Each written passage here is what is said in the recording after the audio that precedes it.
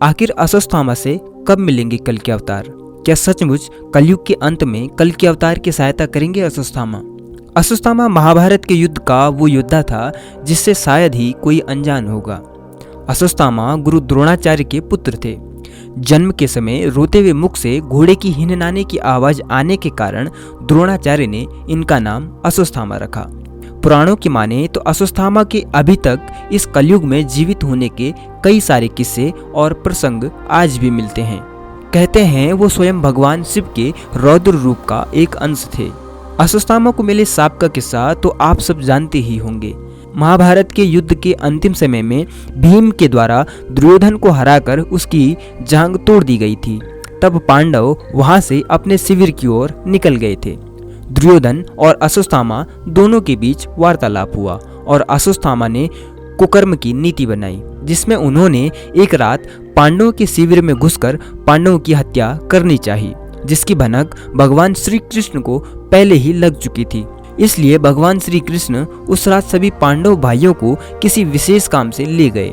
तभी पीछे से अश्वत्थामा ने शिविर में घुसकर पांडव समझकर उनके पुत्रों की हत्या कर दी और सभी शिविरों में आग लगा दी। साथ ही साथ उन्होंने अपने पिता गुरु द्रोणाचार्य के हत्यारे धृष्टद्युम्न को भी खत्म कर दिया। जिसके बाद तभी वहां पर अर्जुन और बाकी पांडव पहुंचे, जिन्हें वापस आता देख अश्वत्थामा ने एक घास का तिनका उठाकर ब्रह्मास्त्र का सृजन किया और पांडवों की ओर प्रहार किया। तभी अर्जुन ने भी ब्रह्मास्त्र को अपनी ओर आते हुए देखा तो अर्जुन ने भी ब्रह्मास्त्र का उपयोग किया। दोस्तों, उस समय ऐसी परिस्थिति उत्पन्न हो गई थी कि दोनों महान योद्धाओं के शक्तिशाली अस्त्र आमने सामने थे। यदि दोनों के अस्त्र आपस में टकरा जाते तो पूरे संसार का विनाश निश्चित था। इस भीषण विनाश को रोकने के लिए भगवान कृष्ण ने दोनों ही योद्धाओं को होने वाले विनाश की चेतावनी देते हुए अपने अपने अस्त्रों को पीछे लाने को कहा। भगवान कृष्ण के कहने पर अर्जुन ने तो अपना अस्त्र पीछे ले लिया, लेकिन अश्वत्थामा को इस विद्या का कोई भी ज्ञान नहीं था। इसलिए यह शस्त्र उत्तरा के गर्भ की ओर मोड़ दिया। उत्तरा अभिमन्यु की पत्नी थी, जिनसे उन्हें जल्द ही एक संतान प्राप्त होने वाली थी।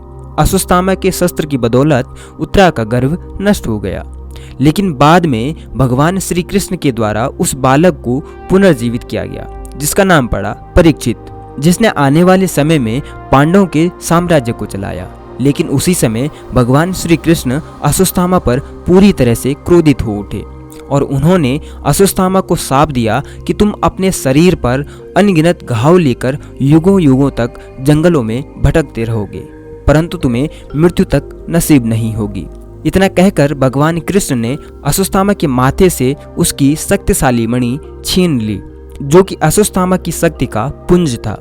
लेकिन ऐसे भयानक शाप को लेकर अश्वत्थामा वहां से चला गया। परंतु अब सोचने वाली बात यह है कि महाभारत के युद्ध में अश्वत्थामा से भी बड़े बड़े पाप करने वाले कई सारे लोग मौजूद थे, परंतु फिर भी अश्वत्थामा को इतनी बड़ी सजा क्यों मिली? तो कई सारे पुराण बताते हैं कि जब कलयुग अपने अंतिम समय पर होगा, कलयुग का राक्षस चारों ओर अधर्म फैला रहा होगा, तो भगवान कृष्ण का अंतिम अवतार यानी कल के अवतार जन्म लेगा और उनकी सहायता हेतु 7 चिरंजीवी योद्धा कल के अवतार के साथ आएंगे, जिनमें से एक चिरंजीवी योद्धा अश्वत्थामा होंगे। वहीं बड़े बड़े ज्ञानी पुराणों के अनुसार बताते हैं कि कृष्ण के द्वारा अश्वत्थामा को शाप देना एकमात्र जरिया था।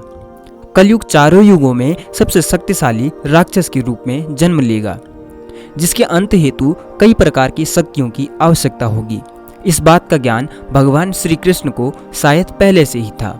इसी कारण से भगवान श्री कृष्ण ने अश्वत्थामा को शाप दिया, जिससे समय आने पर अश्वत्थामा कलयुग का अंत करने में कल के अवतार की सहायता कर सकेगा।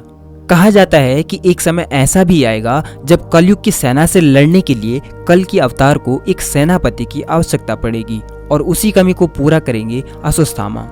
इसके साथ ही उनकी शक्ति स्रोत यानी कि उनकी मणि उन्हें वापस प्राप्त होगी और इस बार वो अधर्म नहीं बल्कि धर्म का साथ देंगे। यही एक कारण है जिसके कारण श्री हनुमान जी के साथ ही परशुराम आज तक अजर अमर हैं।